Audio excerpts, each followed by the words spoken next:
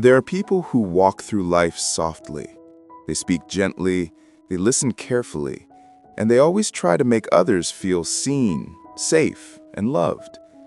The kind of people who apologize when someone else bumps into them, who say it's okay even when it's not, who smile through their own exhaustion so that no one else feels uncomfortable. They are the ones who always show up, even when no one asks them to. The ones who carry everyone's burdens, who sense the sadness in others before anyone says a word, who give and give until there's almost nothing left for themselves. To the world, they are kind, compassionate, the nice ones. But underneath that gentleness lies a quiet ache, a hidden kind of pain that few people ever notice. Because being too nice is not just about kindness, it's about survival. Somewhere in their past, they learned that being nice kept them safe. Maybe it was a childhood filled with fragile peace, where love had to be earned through obedience and smiles. Maybe they grew up in a home where emotions were unpredictable, where staying quiet and agreeable kept the storms away. Or maybe they simply saw too much, too many arguments, too much disappointment, and they promised themselves they would never be the cause of someone else's pain. So they became caretakers, peacemakers, the emotional anchors in everyone else's chaos. And in the process, they began to disappear. When you're too nice, people rarely see the cost of your kindness. They see your calm, not your suppression.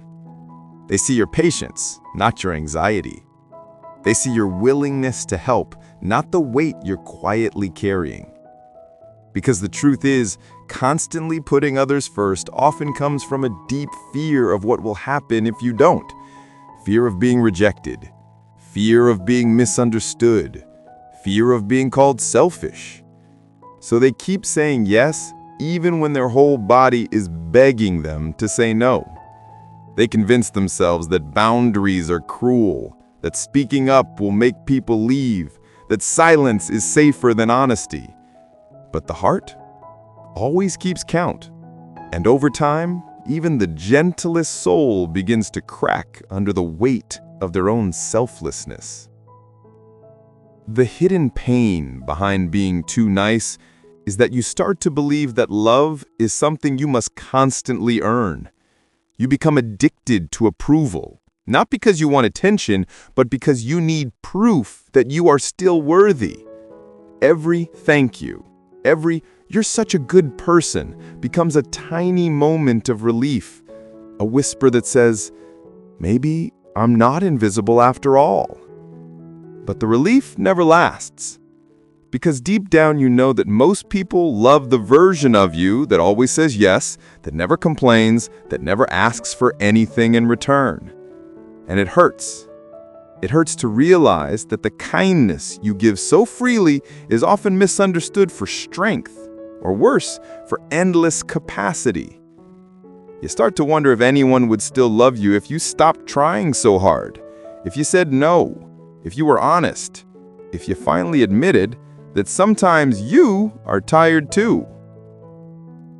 People who are too nice rarely allow themselves to feel angry.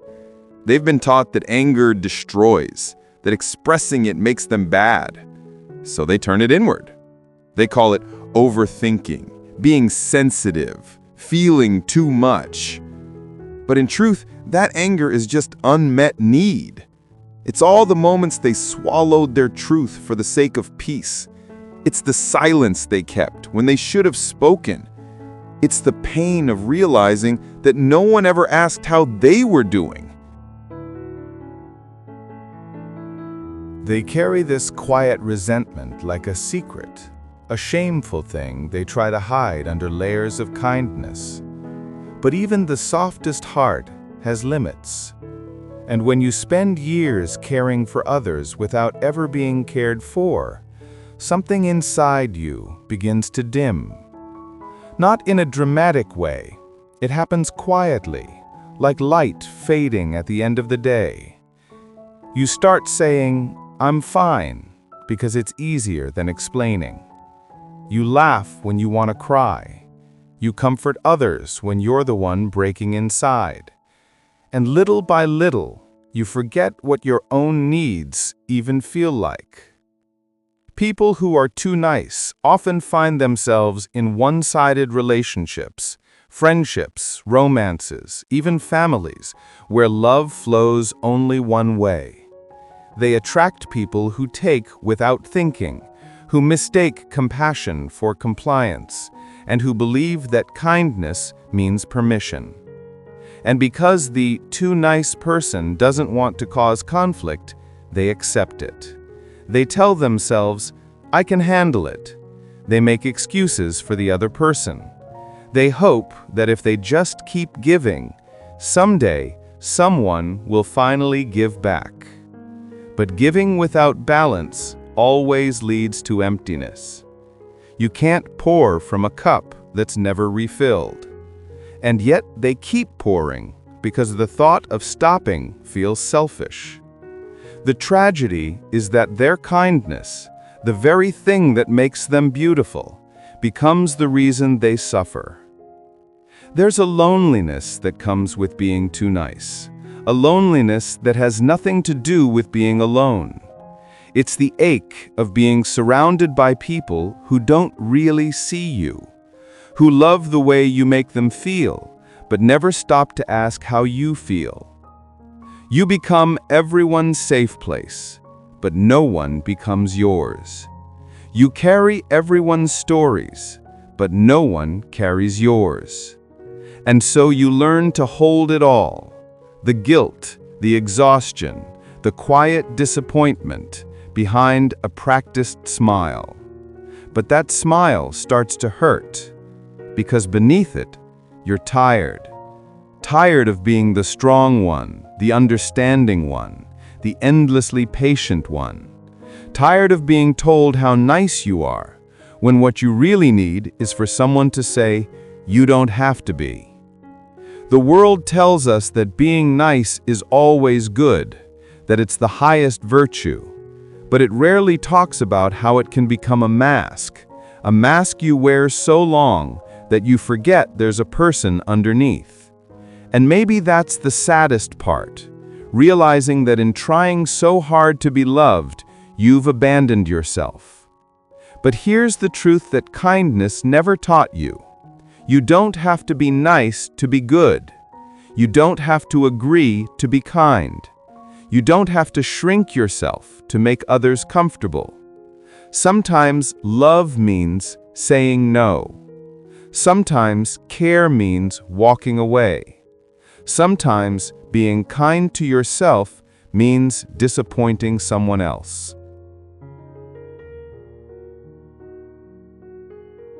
There comes a moment, quietly, when the exhaustion becomes louder than the need to be liked. It doesn't come as a sudden outburst. It arrives like a slow wave, washing over everything you thought you were. You start to notice the ways you betray yourself in tiny moments, when you agree to things you don't want, when you stay silent while your heart trembles for truth, when you smile, even as something inside you collapses. You notice how your yes no longer means generosity, but surrender. And it hurts. It hurts in the kind of way that's hard to name. Because on the surface, nothing seems wrong. You're still kind, you're still doing all the right things, but deep inside, something feels off, a dull ache that whispers, "This isn't who I'm supposed to be." That's when you begin to realize, being too nice is a slow disappearance. Not all at once, but piece by piece. You give away your time, your peace, your boundaries, until you look in the mirror and can no longer find the person you were before the world taught you that kindness meant silence. There's a deep irony in it. The more you give to others, the more they expect it. And not out of cruelty, but because you've trained them to see you as endless. You've built a world where your feelings come second, where your worth is tied to your usefulness. And when you finally need something in return, the world grows quiet. You realize that no one taught you how to receive. You've spent so long giving that the idea of being cared for feels foreign, almost uncomfortable. When someone offers help, you instinctively say, "I'm fine." You deflect, you downplay, you make jokes, because being cared for means being seen, and being seen means you might have to admit how much you've been hurting. People who are too nice often find safety in invisibility. There's a strange comfort in not being the problem, in being the one who absorbs tension instead of causing it. It gives them a sense of control in a world that has so often made them feel powerless, but the cost of that control is heavy. When you build your life around not upsetting anyone, you end up walking on a path made of eggshells, careful, cautious, never free. Every interaction becomes a calculation. Will this make them mad? Will they still like me? Will I be enough if I stop trying? And somewhere along the way, you forget how to live without permission. There's something heartbreaking about how quietly the too nice person breaks down. It doesn't look like anger or chaos.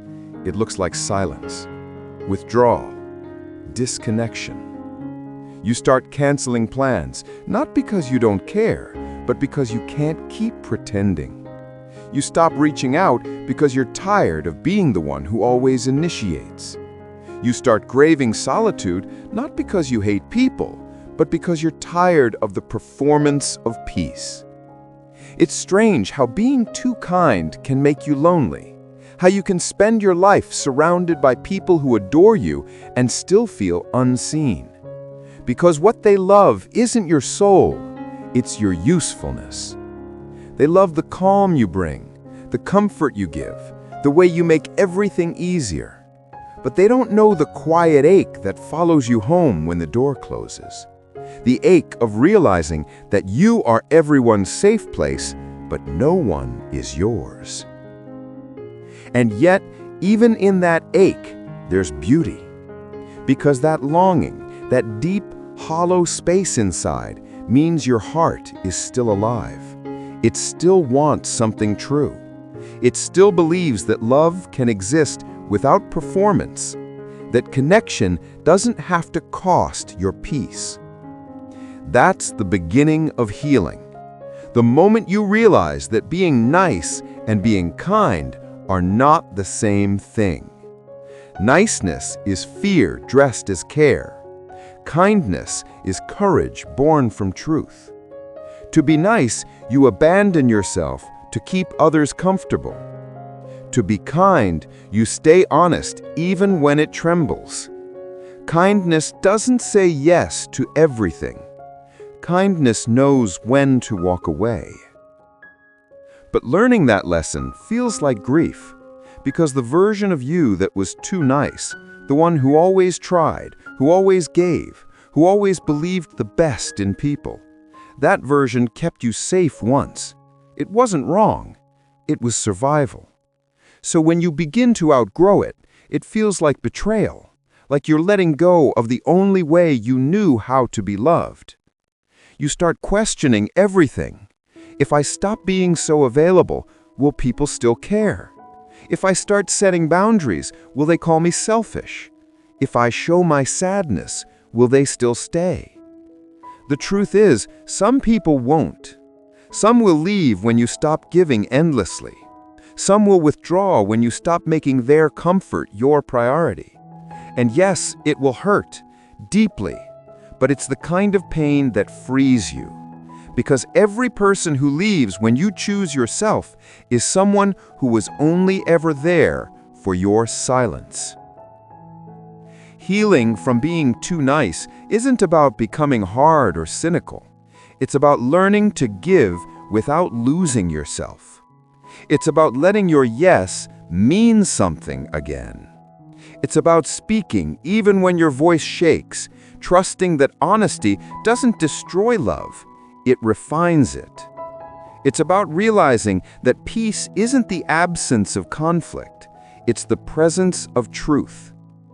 You begin to understand that real kindness isn't always soft. Sometimes it's firm. Sometimes it says, "No, that's not okay." Sometimes it looks like walking away from the people you love because staying means shrinking.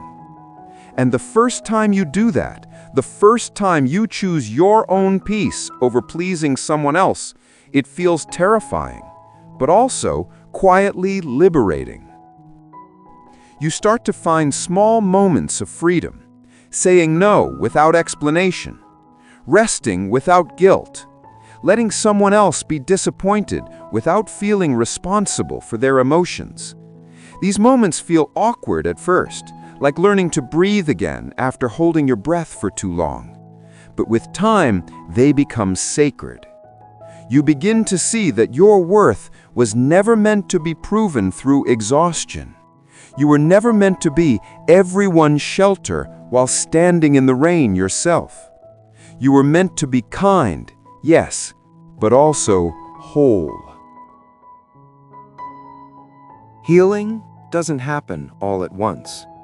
It begins in small, almost invisible ways, like the first deep breath after years of holding your chest tight, like the first time you say no and realize the world doesn't fall apart.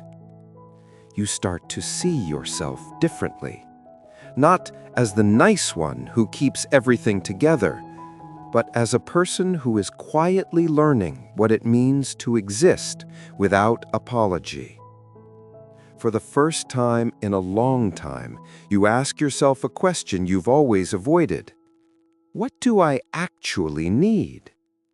At first, the answer doesn't come. You're so used to listening outward that listening inward feels strange.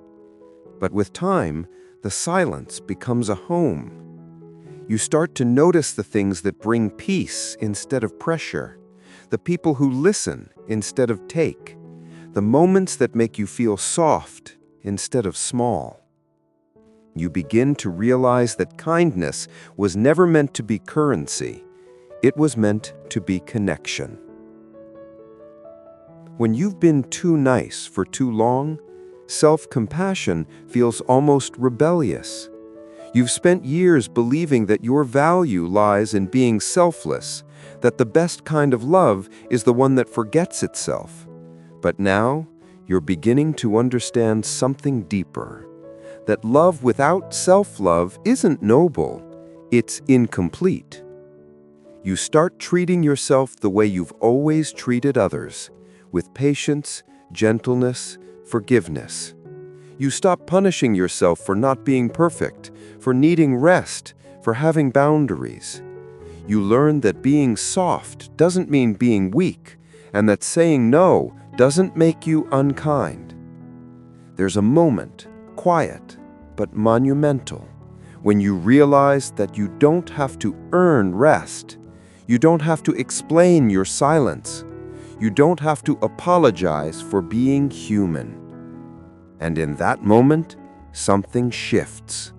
You stop performing peace and start living it. The people around you begin to notice.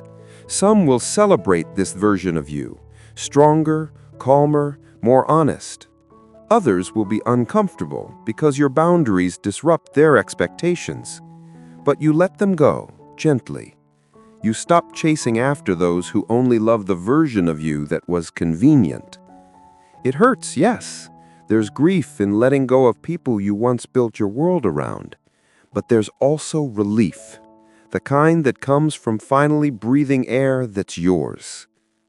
You start to see that love built on guilt is not love at all. That the ones who truly care won't disappear when you stop giving endlessly. They'll stay because they love you, not what you do for them. There's something sacred in solitude once you stop fearing it.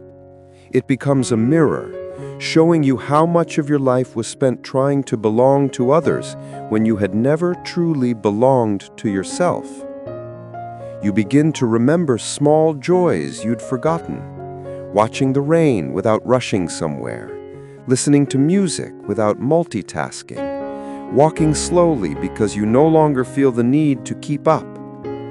Your kindness softens, but this time it's anchored.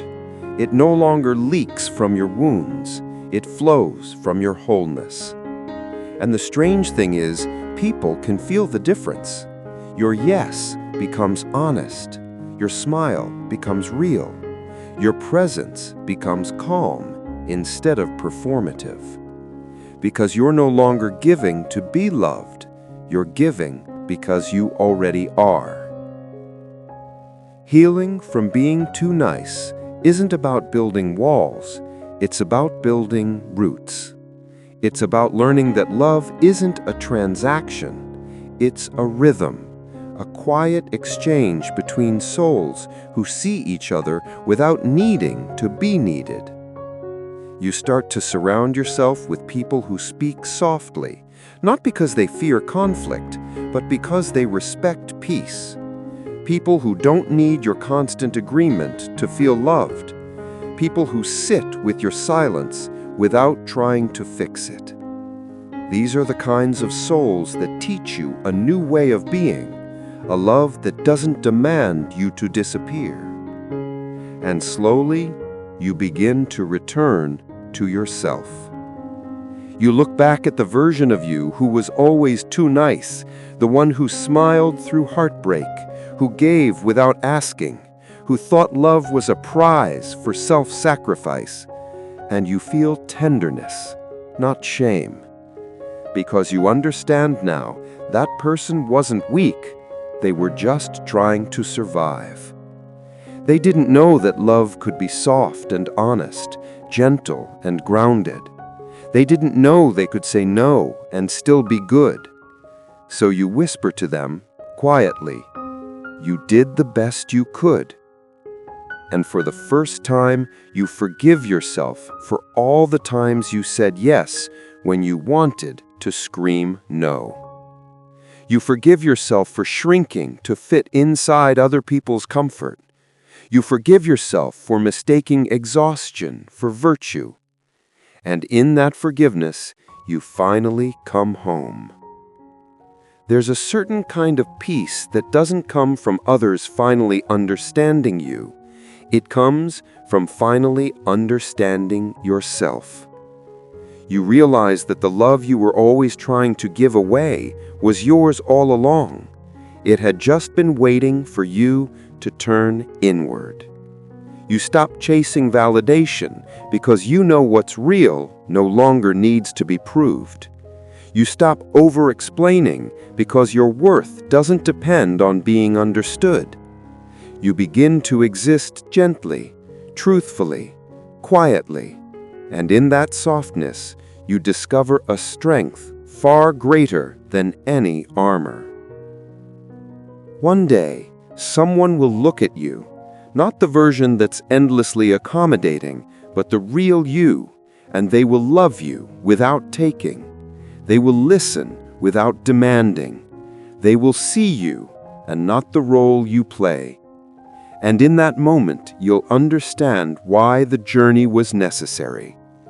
Why you had to break your own heart by always being too nice just to learn how to mend it with honesty. Because that's what growth really is. Not becoming someone new, but returning to the self you were before the world told you that love had to hurt. You'll still be kind, but this time it won't cost you your soul. You'll still care deeply, but you'll know when to step back. You'll still love fiercely, but you'll finally include yourself in that love. And maybe that's what it means to truly heal. To learn that the softest people are not those who never say no, but those who finally learned how to say yes to themselves.